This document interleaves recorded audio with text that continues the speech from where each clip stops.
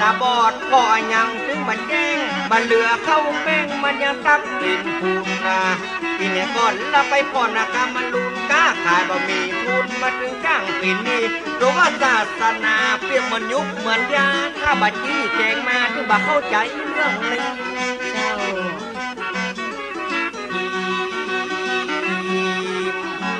ถ้าเอาเจ้าใจมาเตี้ยวบลายประโยชน์มันกันแล้วแต่โลกจะเป็นอย่างไรหาอันว่ายาพิษที่ปอนคิดขึ้นมาเอาไว้รักษาละศัตรูของพืช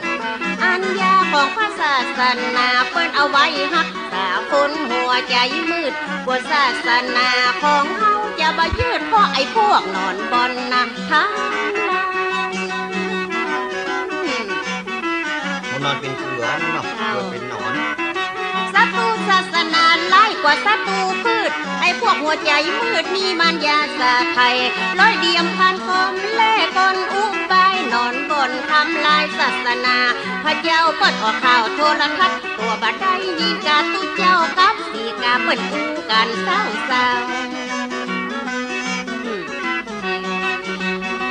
อันเนี้ยนอนบนทำลายพระศาสนาเปรียบเหมือนยาสัมมาของกาบคาราวะแม่พวซ้อนสมองใส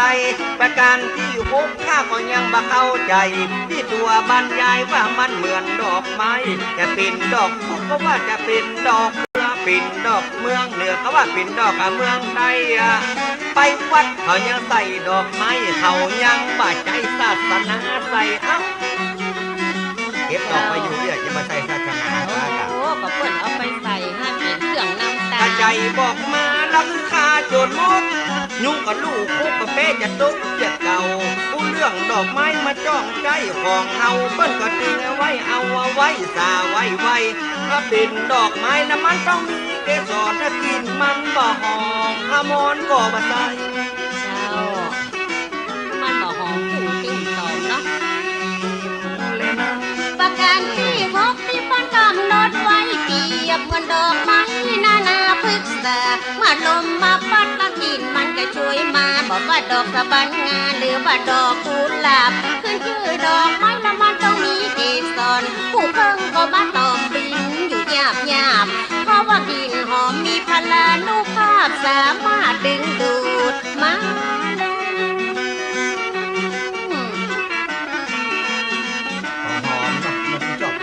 น้ำหวานเกสรมันกลิ่นหอมน่าลิ้นตึงผู้ตึงลิ้นตึงเพิ่งตึงเต้นดอกไม้หอมย่อมเป็นเหยื่อมันแรงถึงเขาจะห่วงเห็นก็ห้ามมันบ่ได้แม้แต่ขี้เพิ่งเพิ่นยังเอามาปูดยาที่เพิ่งขี้ออกมาก็เป็นเกสรดอกไม้คนหนึ่งจะน้ำหอมศาสนามันได้เปรียบอย่างอีหรอกไอ้ต้นไม้อย่างงามมันต้องเอาใจใส่พูดถึงดอกไม้มันต้องอาศัยปุ๋ยถ้าเป็นเวทีมันต้องตีลูกปุ๋ยตีมีดตีมวยมันต้องอาศัยเต่ามาที่เฮาเขาว่ามันตึงบ่ครบมาที่คบเขาว่ามันตึงกับบ่เฮาอันว่าความดีของพระพุทธเจ้าตึงบ่มีอย่างเต้าบ่มีอย่างตีไอ้มันเป็นของที่มีคุณค่าแท้ๆนะดอกไม้มันหอมมาเพิ่งต่อมากินลูกถ้าบัดตัวตอบผูกตายพ้องตึงมาเทียงเพราะว่าเรื่องนี้ให้บัดตันได้เฮียนกูเรื่องบนเพียงไผ่บัดตันตัวข้าอันคือธรรมะตาข้ามันมาโวยเลือดแดงหูแดงโหยโวยเหมือนนกจอกฟ้าอย่างอันเนาะแตงหูใส่ดอกหูเลยกันดอกไม้หอมละเพิ่งต้องกระป้อนดูต่างตัวก็มาสูดดูดเอาน้ำบานตัวหางคำตัวยังกระปั้นแรงวันมันชอบมาไข่ทางใส่เกสรดอกไม้เพราะมันบ่หูราคาของเกสรตึงงามตึงหอมมาไข่ทางเขาใส่ความเลวไอ้สายของหาที่เปียบดึงบัดได้เพราะมันพวกไอ้ไวไล่ใหญ่มาก็ยังมันลงด้วยสายทองนี่คนเดียวหาคนร้อนพระศาสนานี่เปรียบเหมือนดอกไม้มาเจอกันผูกไว้มันจึงดีเหมือนกันหนึ่งได้ความหอมสองได้ความงามประการที่สามเอาไว้สาไว้ตัวก็เป็นคนใหญ่คือแก้มใส่พญาอันนี้และศาสนาที่เปรียบเหมือนดอกไม้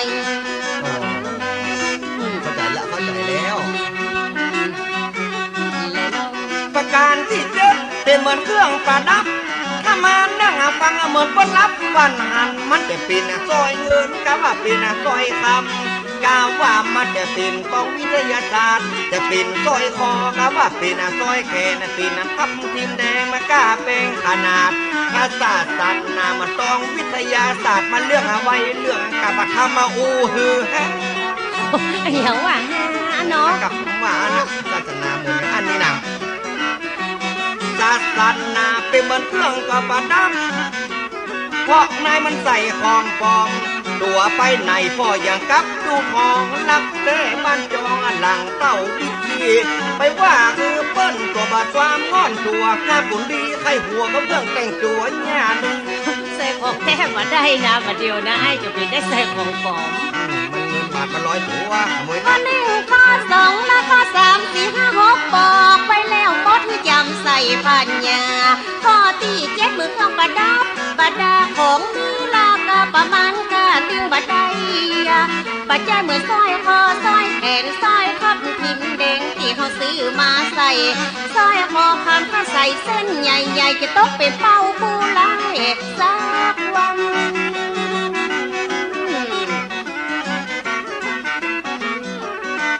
ถ้าเอาศาสนานี่มาเป็นเครื่องประดับจะกับการละพัดละพิกหน้าเป็นดังใครๆก็อวดอ้างว่าเขามีศีลธรรม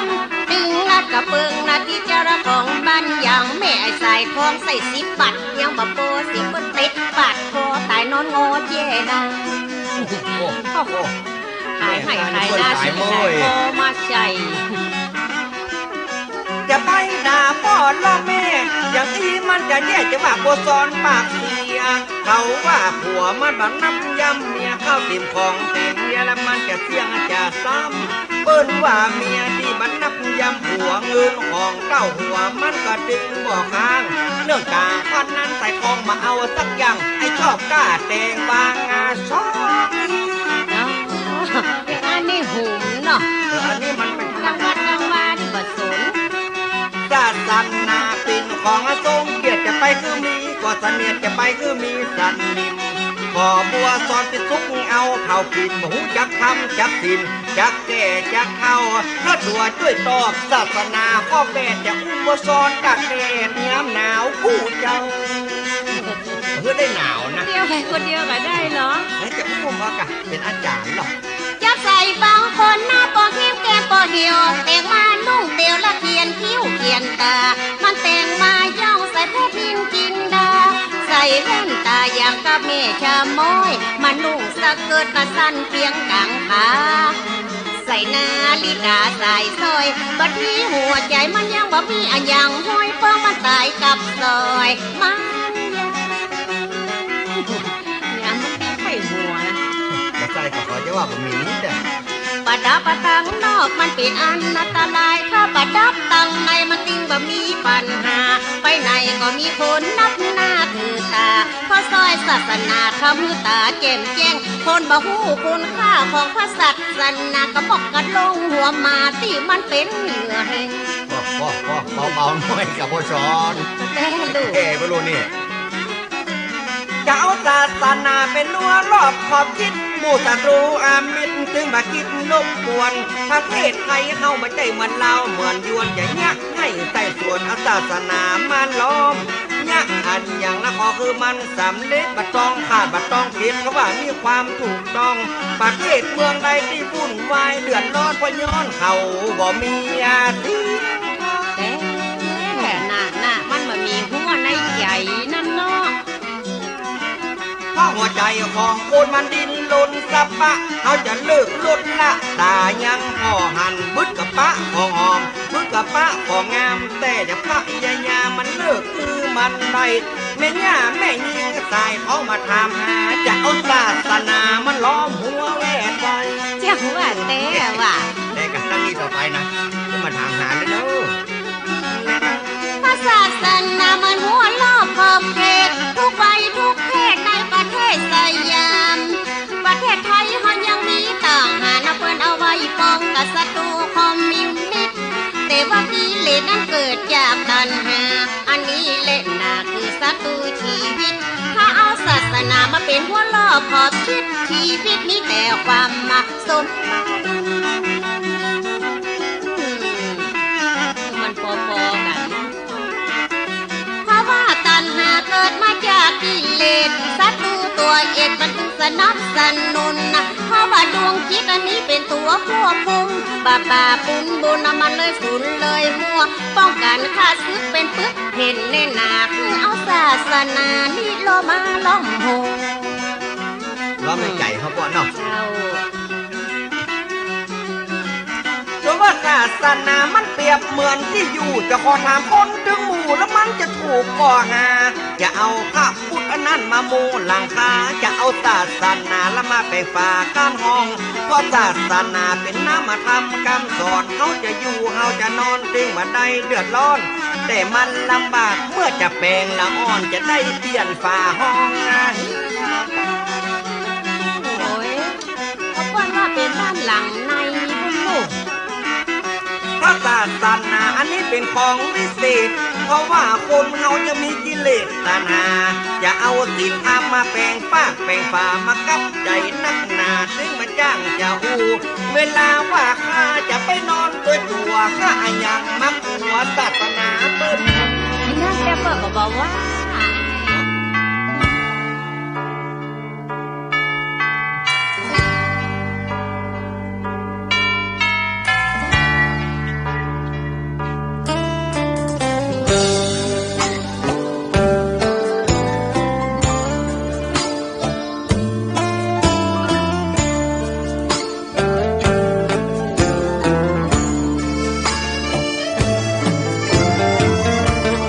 ชวนทุกท่านเข้าวัดเข้าวาฟังธรรมะจากหลวงตาเสริมชีวาให้สุขสดใสยึดมั่นหลักธรรมคำสอนไว้ให้ขึ้นใจความดีรีบทำกันไว้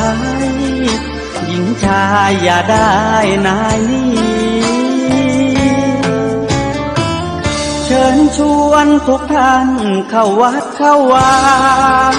ทำบุญด้วยจิตศรัทธาบุญพาให้เราสุขีจะทำการใดนำใช้ในสิ่งดีทำบุญให้ทานวันนี้ไม่มีใครว่าใครชังสมัยก่อนประทับใจปู่ย่าตายายวันพระไม่เคยเบื่อหน่ายจำได้ไม่ลืมสักครั้งเหตุใดวันนี้มีคนเข้าวัดน้อยจังอยากให้เหมือนก่อนอีกครั้งฝากความหวังกับคนรุ่นใหม่เชิญชวนทุกท่านเข้าวัดเข้าวารับศีลรับพรหลวงตาเสริมคุณค่าให้กับจิตใจ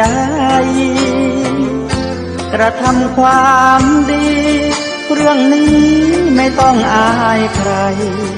ว่างจากการงานเมื่อใดเชิญชวนท่านไปทำบุญ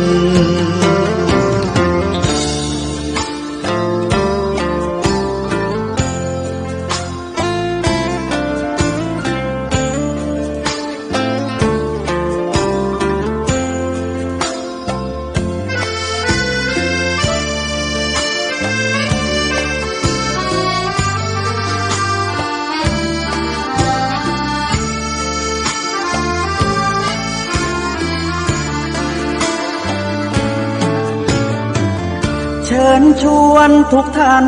เข้าวัดเข้าวารับศีลรับพรหลวงตา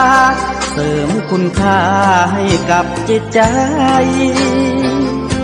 กระทำความดีเรื่องนี้ไม่ต้องอายใครว่างจากการงานเมื่อใดเชิญชวนท่านไปทำบุญกระทำความดีเรื่องนี้ไม่ต้อง ต้องอายใครฝากเพลงเชิญชวนหญิงชายอย่าอายเรื่องการทำบุญ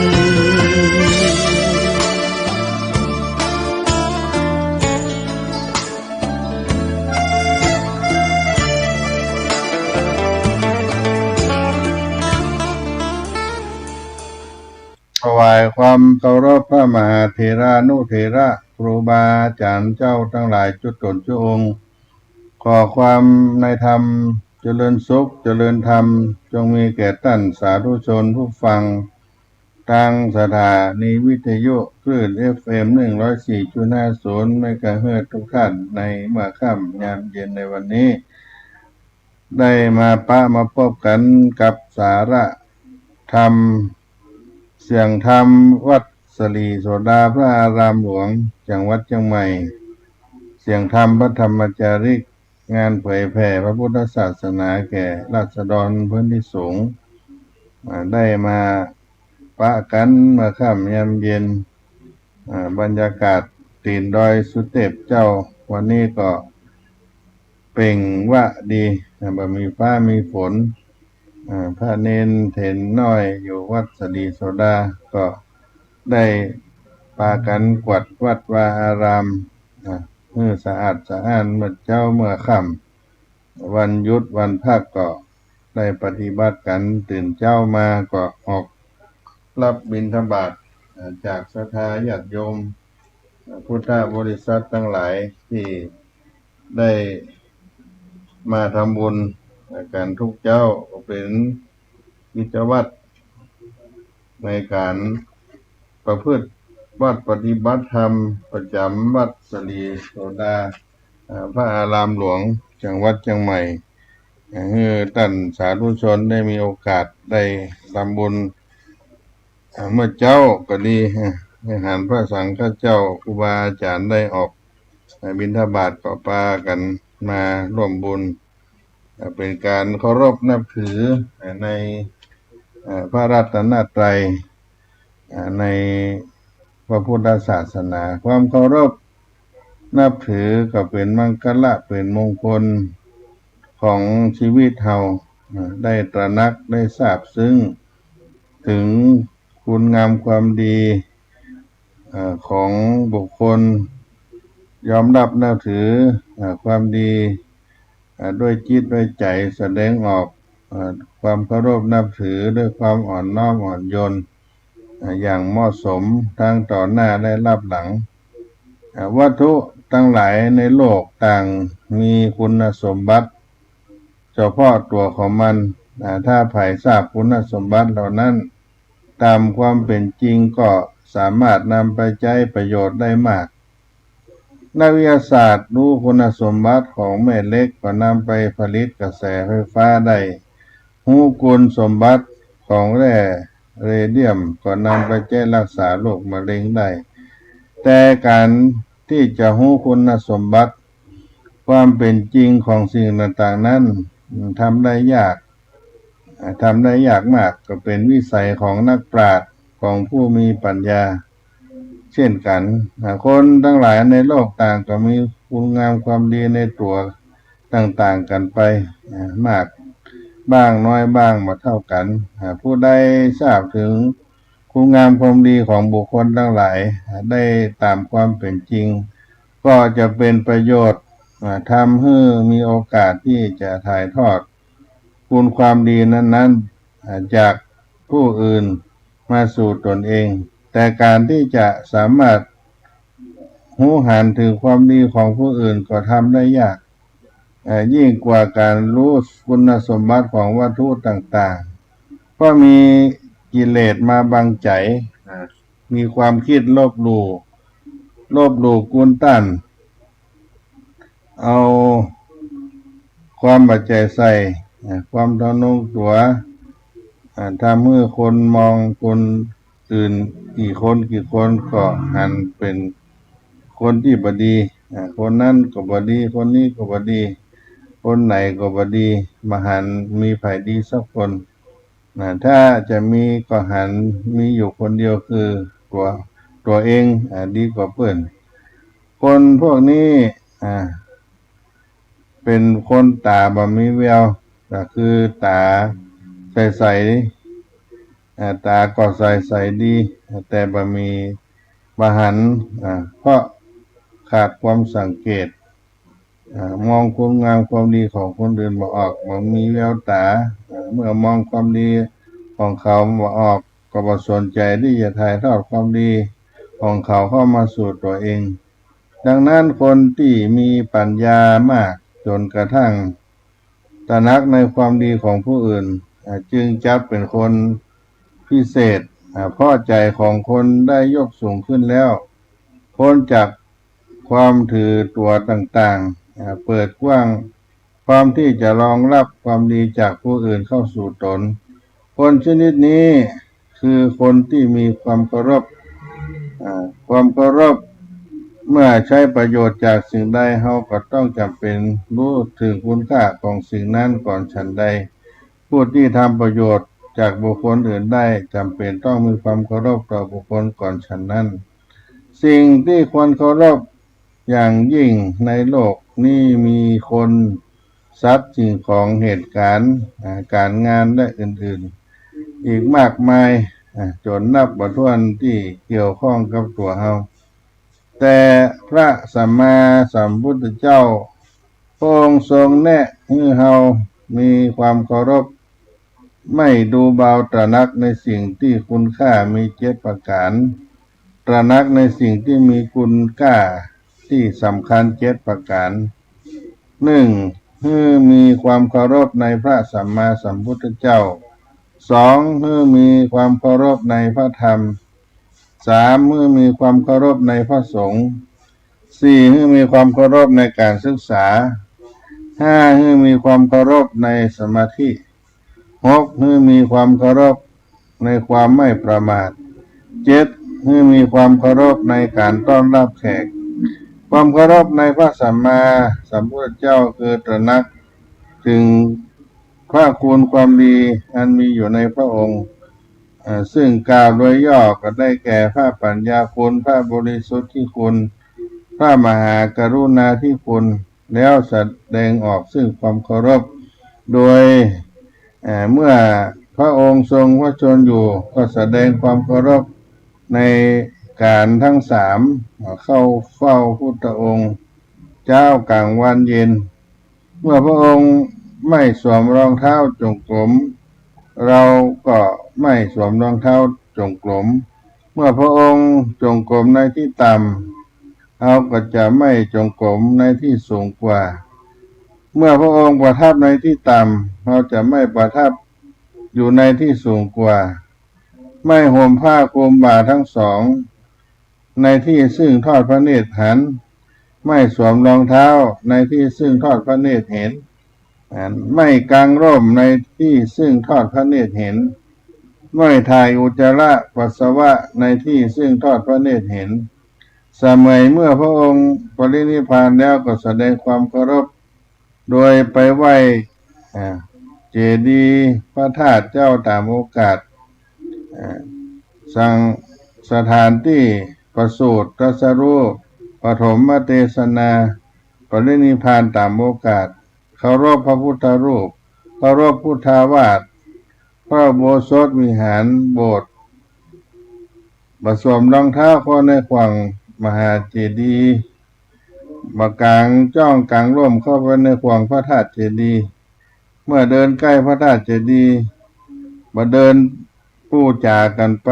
ด้วยความสุภาพเมื่อเข้าไปในเขตอุโบสถพระอุโบสถก็ถอดรองเท้าหุบจ้องหุบร่ม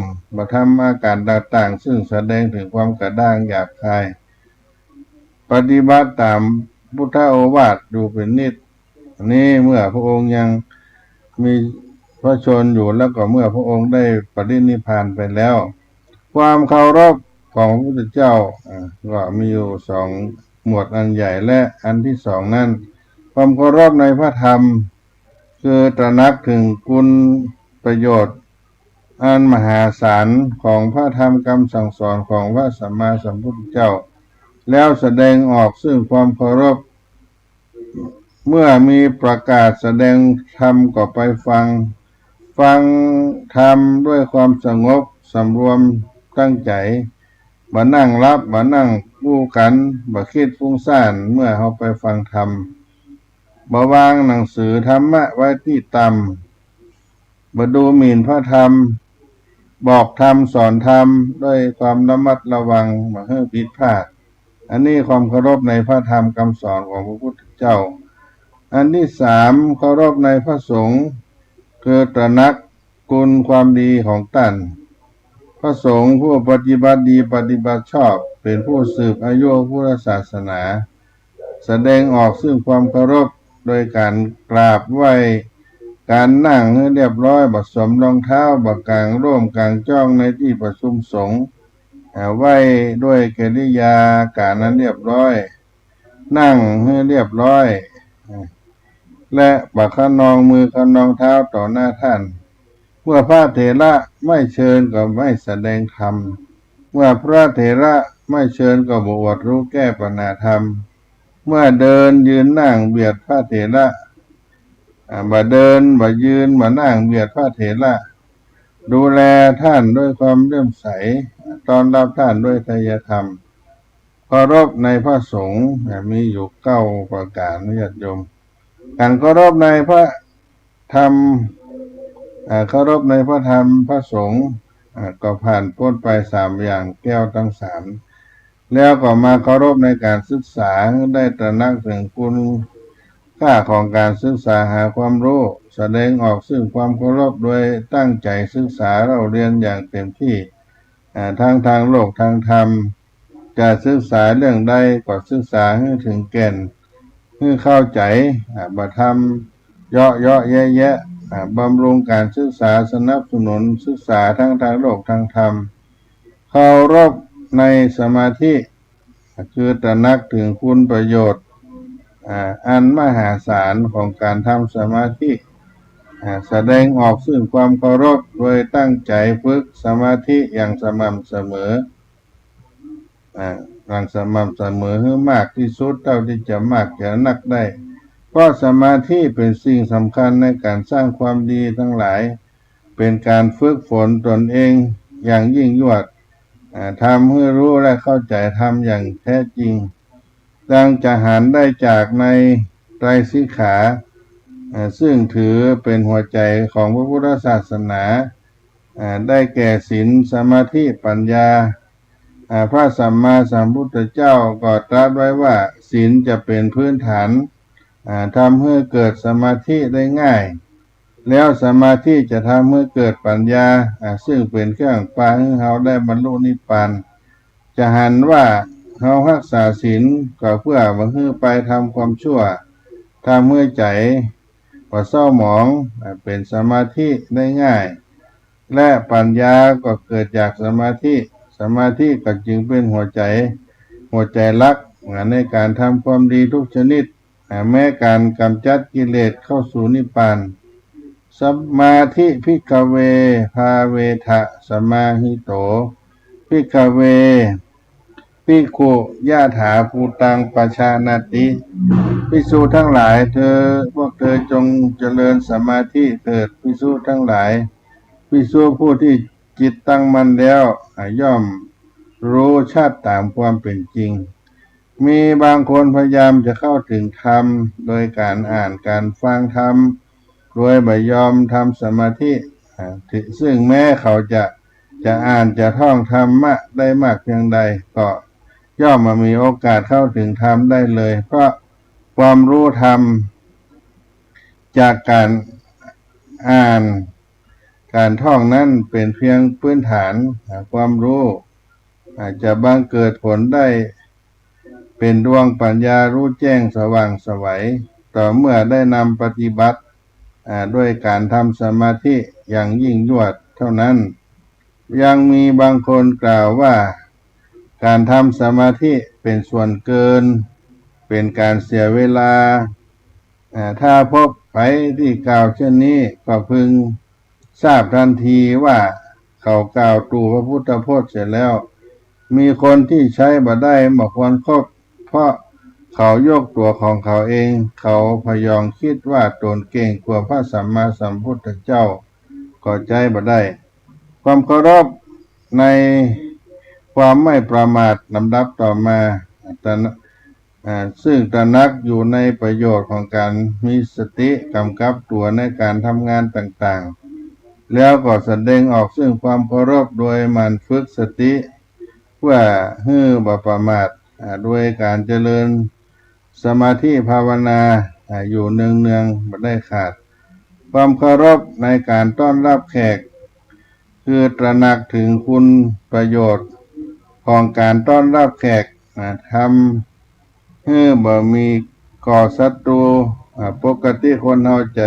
ให้ดีพร้อมทำหยังถูกใจของคนทั้งหลายจะถูกอกถูกใจคนทั้งหลายไปหมดก็เป็นไปไม่ได้อาจจะมีช่องว่างมีรอยโหว่มีข้อบกพร่องการต้อนรับแขกนี่ก็จะเป็นการปิดช่องว่างรอยโหว่ในตัวทำให้ได้มิตรสหายมีมิตรสหายเพิ่มขึ้นเขาก็จึงต้องทำความสำคัญแก่ผู้มาเยือนด้วยการต้อนรับนั่นก็คือการปฏิสันถานธรรมะปฏิสันถานอามิตรปฏิสันถานธรรมะปฏิสันถานต้อนรับโดยอามิตรก็มีอาหารการกินต่างๆมาต้อนรับท่านได้เดินทางมาบ่ให้ขาดตกบกพร่องและธรรมะปฏิสันถานก็คือการต้อนรับด้วยธรรมสนทนาธรรมกันแนะนำธรรมะให้แก่กันนอกจากตัวเฮาจะต้องตระหนักถึงความสำคัญ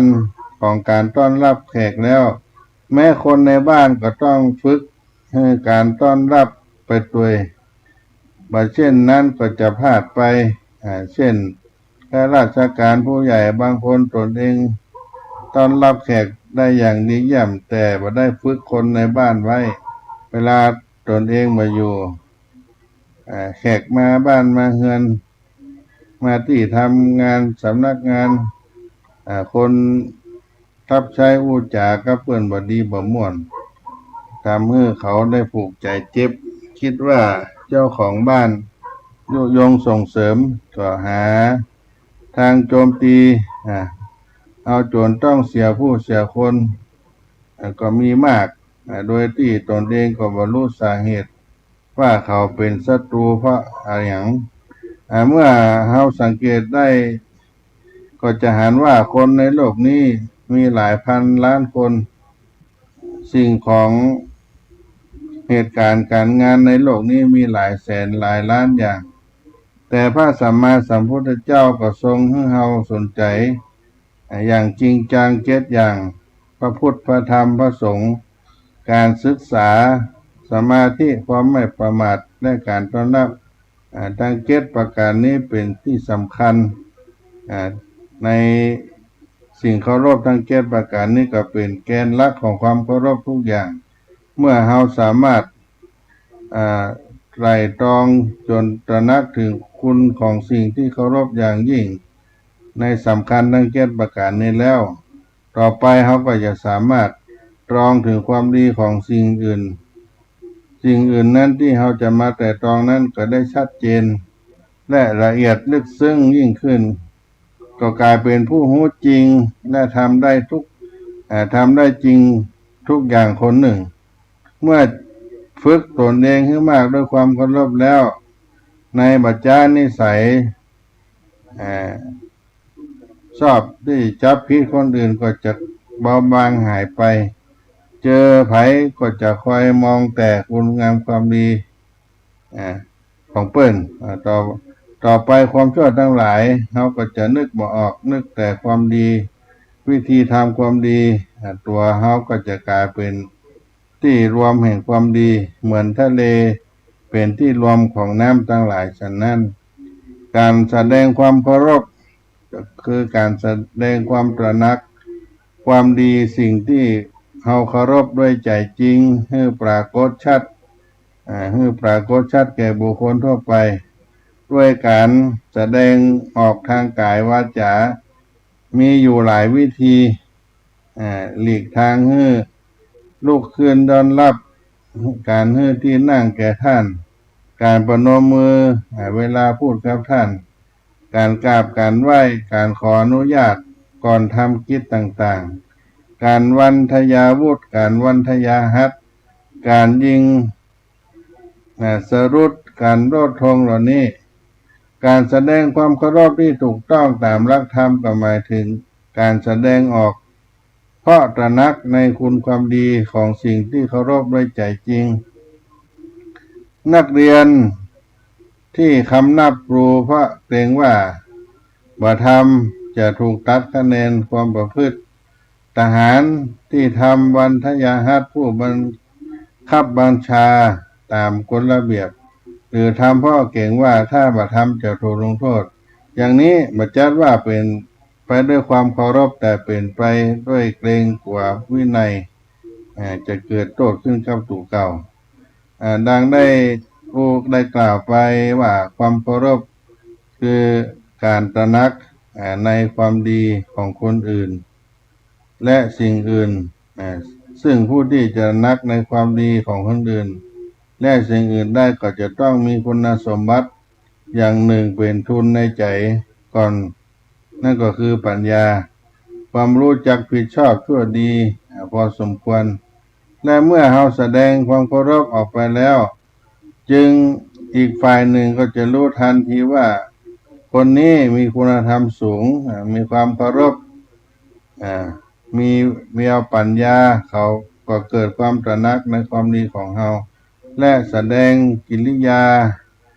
เคารพต่อเราที่เรียกว่ารับเคารพแต่ถ้าผู้ใดเมื่อมีคนมาแสดงความเคารพแล้วมาเฉยมาแสดงความเคารพตอบผู้นั้นก็จัดเป็นคนหน้าตามนี้อย่างหนึ่งเพราะการเฉยเสียนั้นเท่ากับบอกให้ชาวโลกรู้ว่าตัวข้านี้แสนจะโง่เง่ามีปัญญาพอที่จะหันคุณความดีในตัวท่านเท่านั้นเองคนที่บ่อยากแสดงความเคารพคนอื่นเมินเฉยต่อการเคารพตอบมักจะเป็นเพราะเข้าใจว่าการแสดงกิริยาความเคารพมานั้นเป็นการลดสง่าราศีของตนแล้วเอาไปเพิ่มให้แก่คนอื่นเลยเกิดความเสียดายเกรงว่าตัวเองจะบ่ใหญ่บ่โตเกรงว่าคนอื่นจะบ่รู้ตัวว่าตัวเองใหญ่โตนั่นเป็นการคิดผิดเป็นอย่างยิ่งอานิสงส์ของการมีความเคารพจะทำให้เป็นคนน่าฮักน่าเอ็นดูทำแล้วได้รับความสุขสบายใจสุขกายสบายใจบ่มีความเดือดร้อนบ่มีเวรมีภัยสามารถถ่ายทอดความดีจากผู้อื่นได้ง่ายทำให้ผู้อื่นช่วยเหลือเพิ่มเติมคุณความดีสติดีขึ้นไม่เป็นคนประมาททำเป็นให้มีคนมีปัญญาและเกิดในตระกูลสูงทุกภพทุกชาติเมื่อบรรลุธรรมมรรคผลนิพพานโดยง่ายในความเคารพพระภิกษุมีพระศาสดาเป็นที่เคารพหนึ่งมีพระธรรมเป็นที่เคารพหนึ่งมีความเคารพในพระสงฆ์อย่างแรงกล้าความเคารพสมาธิไตรสิกขาและไม่ประมาทความเคารพในปฏิสันฐานเป็นผู้ประควรเพื่อจะเสื่อมชื่อว่าอยู่ในที่ใกล้แห่งนิพพานนี้ธรรมะอันเป็นมังคลมงคลของการเคารพเมื่อจะใช้ประโยชน์จากสิ่งใดเราต้องจำเป็นรู้ถึงคุณค่าของสิ่งนั้นก่อนฉันใดผู้ที่จะรับประโยชน์จากบุคคลอื่นได้ก็จำเป็นต้องมีความเคารพต่อบุคคลทั้งหลายก่อนฉะนั้นในต้นรายการนี้ได้นำเอาความเคารพธรรมะมังคลมงคลมาอู้จากกับพี่น้องท่านผู้ฟังในภาคต้นรายการนี้ก็พากันสักกรรมก่อนเนาะได้รับกีตะเสียงธรรมจากเสียงธรรมกีตะในรายการวัดสลีโสดาพระรามหลวงเป็นการพักสักกรรมก่อนเนาะ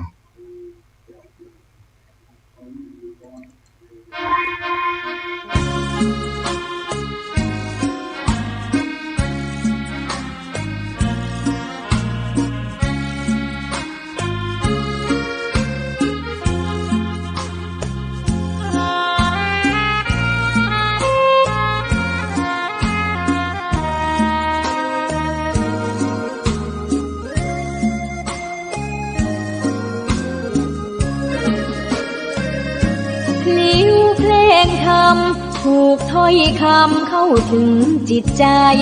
ฟังรายการวิทยุเสียงใสส่งถึงใจไปสู่ปลายนาสารธรรมน้อมนำมองพระศาสดาบอกผู้คนทั่วลาหันมาเข้าวัดฟังธรรมคลื่นเสียงนี้เป็นคลื่นธรรมะจากใจส่งถึงบ้านไกลบ้านไกลฟังได้สุขใจล้ำยามดึกดื่นค่ำคืนมีงานต้องทำเป็นคลื่นสารธรรมเน้นย้ำธรรมะเพื่อนใจเสียงคลื่นธรรมบอกหลักธรรมให้คลายความเหงาฟังเสียงธรรมะเบาเบาบอกเล่าถึงคนบ้านไกลสื่อธรรมะบอกลดละระหว่างด้วยใจสื่อไปถึงสวงในเข้าใจหลักธรรมหลักดีลิ้วเพลงธรรมผูกสัมพันธ์จิตใจร่าเริงฟังสาระธรรมะบันเทิงรื่นเริงในชีวิตยามวันว่างเดินทางไปเยี่ยมสถานี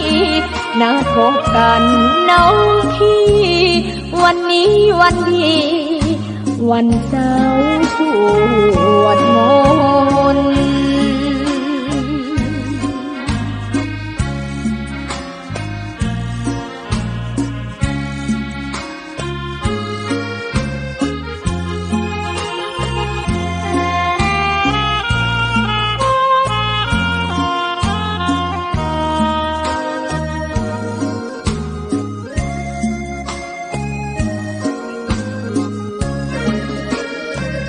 เสียงคลื่นธรรมบอกหลักธรรมให้คลายความเหงาฟังเสียงธรรมะเบาเบาบอกเล่าถึงคนบ้านไกลสื่อธรรมะบอกลดละระหว่างด้วยใจสื่อไปถึงสวงในเข้าใจหลักธรรมหลักดีลิ้วเพลงธรรมผูกสัมพันธ์จิตใจร่าเริงฟังสาระธรรมะบันเทิงรื่นเริงในชีวิตยามวันว่างเดินทางไปเยี่ยมสถานีนัดพบกันน้องพี่วันนี้วันดีวันเสาร์สวดมนต์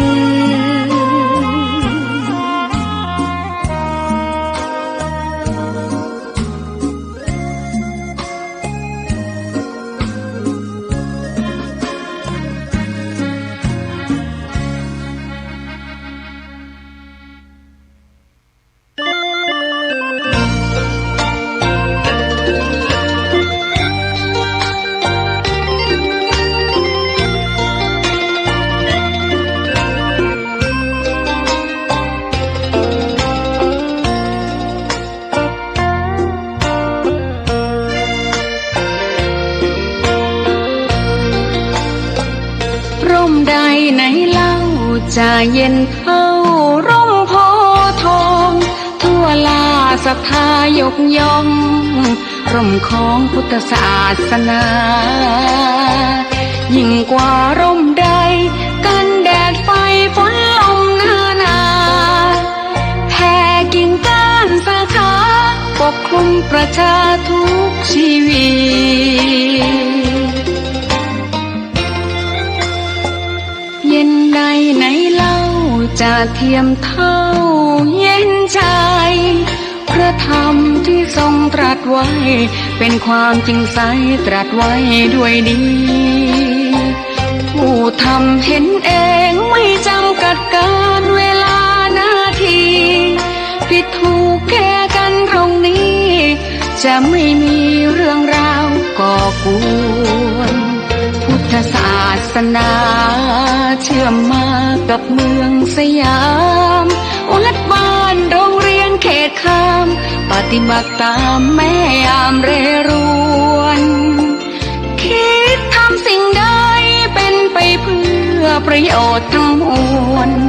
ทำดีละสิ่งยั่วยวนขนึงครวญทางสายกลางชนะในเล่าจะเทียมเท่าชนะตนยิ่งใหญ่ในทุกแห่งหนยิ่งกว่าชนะคนในสงครามไม่มีกลับแพ้ไม่มีเรื่องแย่มาลุกลามประพฤติปฏิบัติตามองค์สัมมาสัมพุทธเจ้า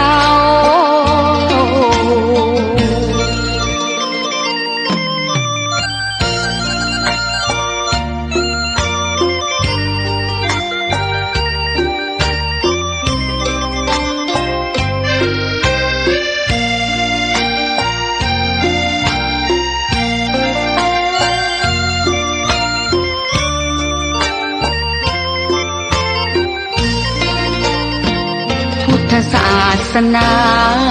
เชื่อมมากับเมืองสยามวัดบ้านโรงเรียนเขตข้ามปฏิบัติตามแม่ยามเรรวนคิดทำสิ่งใดเป็นไปเพื่อประโยชน์ทั้งมวลทำดีละสิ่งยั่วยวนขนึงครวญทางสายกลางชนะในเล่าจะเทียมเท่าชนะตนยิ่งใหญ่ในทุกแห่งหนยิ่งกว่าชนะคนในสงครามไม่มีกลับแพ้ไม่มีเรื่องแย่มาลุกลามประพฤติปฏิบัติตามองค์สัมมาสัมพุทธเจ้า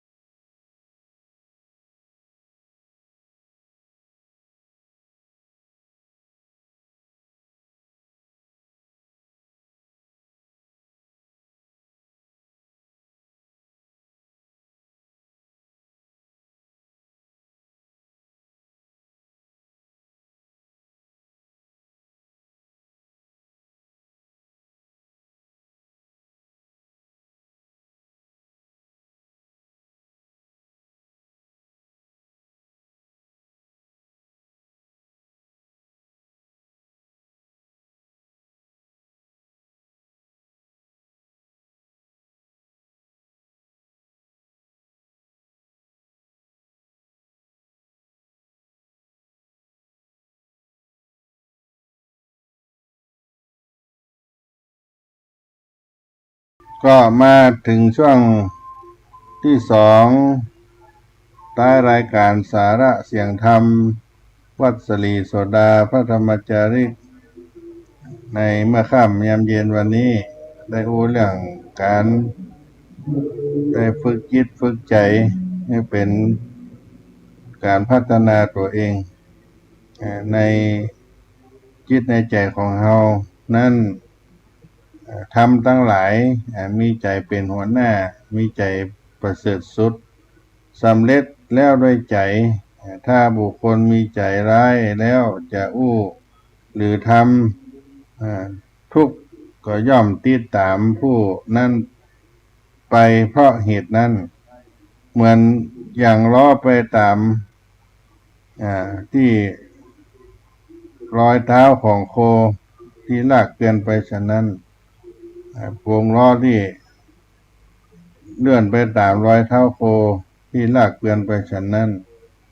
ก็เป็นพระพุทธภาษิตในธรรมบทคาถาที่ว่าจิตตังทันตังสุขาวหังจิตที่ฝึกดีแล้วนำสุขมาให้ทำทั้งหลายมีใจเป็นหน้ามีใจประเสริฐสำเร็จด้วยใจถ้าบุคคลมีใจผ่องใสแล้วจะอู้จะทำสุขก็ย่อมติดตามผู้นั้นเพราะเหตุนั้นเหมือนอย่างเงาบาละตัวฉะนั้นคนที่มีใจร้ายคนที่มากด้วยกิเลสคนที่มีใจผ่องใสคือบุคคลที่มีกิเลสเบาบางบุคคลที่ผู้มากด้วยกิเลสคือความโลภความโกรธความหลงจะคิดจะอู้จะทำย่อมเป็นเหตุให้ตัวเองเป็นทุกข์ส่วนคนผู้ไกลกิเลสหรือมีกิเลสเบาบางบ่มีความโลภความโกรธความหลงหรือเพียงเบาหรือมีเพียงเบาบางจะคิดจะอู้จะทำย่อมเป็นเหตุให้ตัวเองเป็นสุขดังนั้นใจสำคัญที่สุดความสุขความทุกข์ของทุกคนเกิดจากใจใจดีทำให้เกิดสุขใจบ่ดีก็ทำให้เกิดทุกข์ความสุขความทุกข์ของคนทุกคนบ่ได้เกิดจากภายนอกคือบ่ได้เกิดจากบุคคลอื่นบ่ได้เกิดจากเรื่องภายนอกคือบ่ได้เกิดจากเหตุการณ์ทั้งหลายอย่างใดก็ตามสามัญชนมักจะเข้าใจว่าความสุขความทุกข์ของตนเกิดจากภายนอกเกิดเพราะบุคคลอื่นบ้างเกิดเพราะเหตุการณ์ทั้งหลายบ้างโดยเฉพาะความทุกข์สามัญชนมักจะหลงเข้าใจผิดว่าเกิดขึ้นแก่ตนเพราะผู้อื่นเป็นเหตุทั้งหมดทั้งมวลบ่ใช่เพราะใจตนเป็นเหตุสำคัญเมื่อบ่รู้เหตุที่แท้จริงของความทุกข์ก็จึงแก้ทุกข์บ่ได้เพราะการแก้โรคทุกชนิดต้องแก้ที่เหตุแก้ให้ถูกตรงเหตุจึงจะแก้ได้โรคจึงจะหายผู้ที่จับไข้มีอาการหนาวสั่นคิดว่าเหตุของการหนาวสั่นนั้นเกิดจากแรงลมจึงเข้าห้องปิดประตูหน้าต่างบ่ได้ใช้ยาแก้ไข้อาการหนาวก็สั่นหายบ่ได้ต่อเมื่อได้รู้ว่าอาการหนาวสั่นนั้นเกิดจากความไข้ใช้ยาแก้ไข้ให้ถูกกับโรคเรียกว่าแก้ให้ถูกที่เหตุก็จึงจะหายเมื่อมารู้เหตุที่แท้จริงของความทุกข์ก็จึงแก้ความทุกข์บ่ได้เพราะการแก้โรคทุกชนิดต้องแก้ที่เหตุแก้ให้ถูกตรงเหตุจึงจะแก้ได้โรคจึงจะหายผู้ที่จับไข้มีอาการหนาวสั่นก็คิดว่าเหตุของอาการหนาวสั่นนั้นเกิดจากแรงลม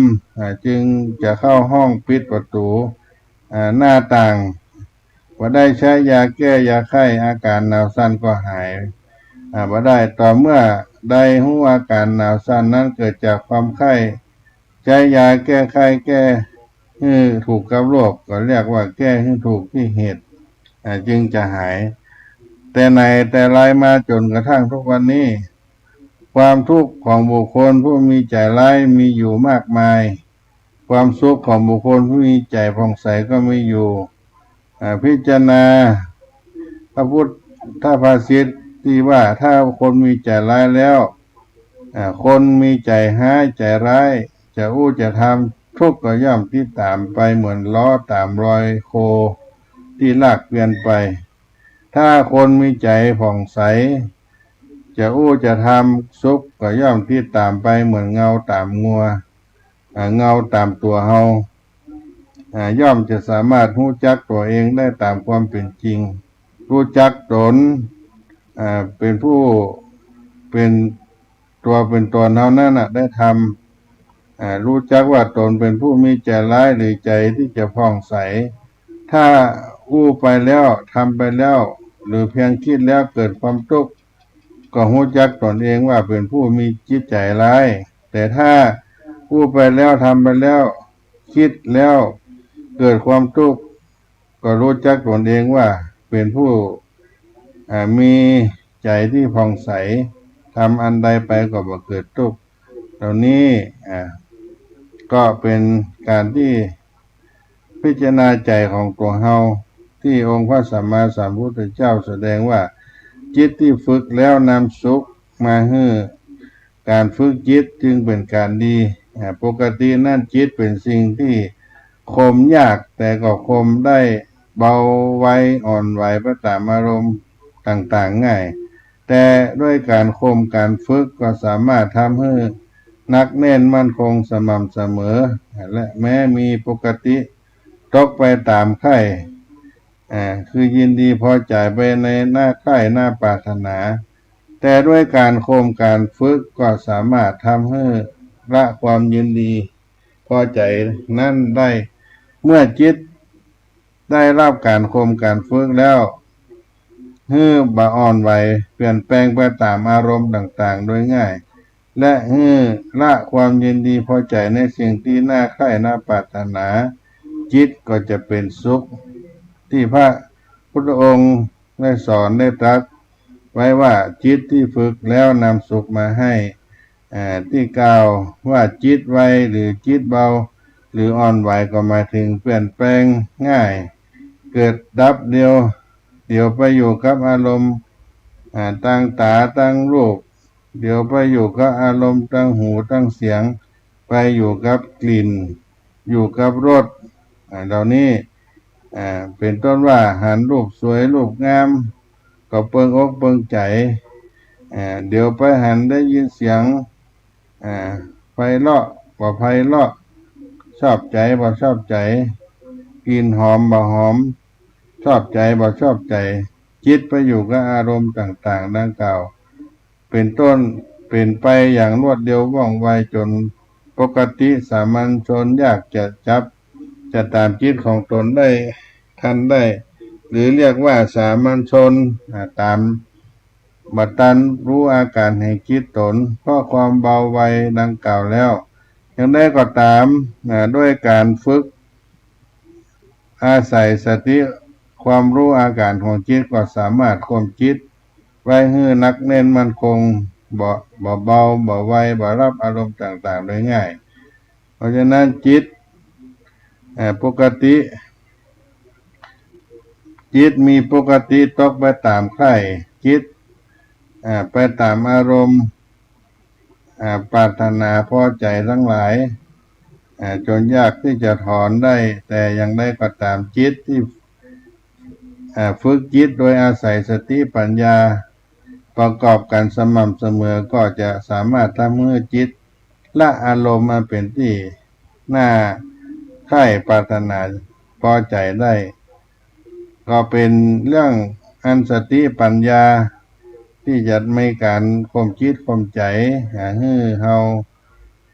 มีเหตุมีผลให้เฮามีสติปัญญาสามารถข่มจิตใจบ่ให้แกว่งไกวไปตามความทะยานอยากต่างๆจิตที่ข่มได้แล้วหยุดวัดแกว่งวุ่นวายแล้วหยุดตกอยู่ใต้อำนาจความปรารถนาพอใจแล้วก็จะเป็นจิตที่นำสุขมาให้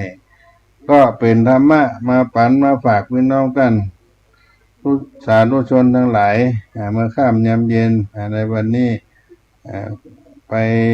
มีอารมณ์อ่อนไหวไปในสิ่งต่างๆในสิ่งรอบข้างก็ทำให้จิตใจเฮาได้ฝึกแล้วก็จะเกิดความสุขเกิดขึ้นกับตัวเฮาจิตต่างท่านต่างสุขาวหังจิตที่ฝึกดีแล้วก็ย่อมนำสุขมาให้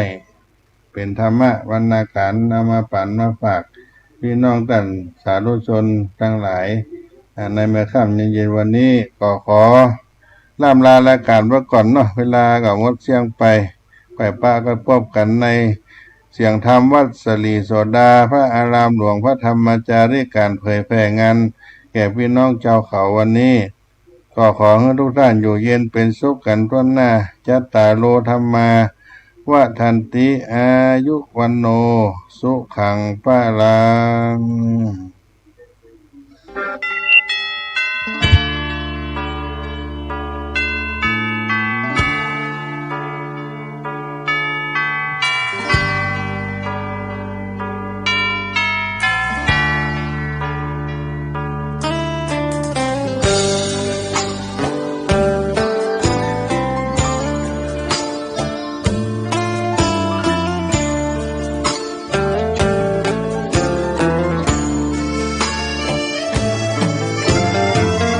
เชิญชวนทุกท่านเข้าวัดเข้าวาฟังธรรมะจากหลวงตาเสริมชีวาให้สุขสดใสยึดมั่นหลักธรรม